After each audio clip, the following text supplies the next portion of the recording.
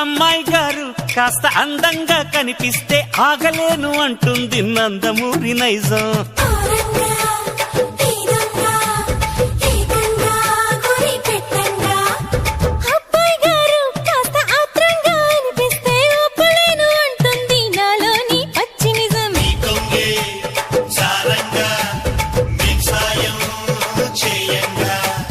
పూల కోక కడితే నే చిలిపి చోట ముడితే నా తిక్క చేష్టలన్నీ తాడి చెట్టెక్కిస్తే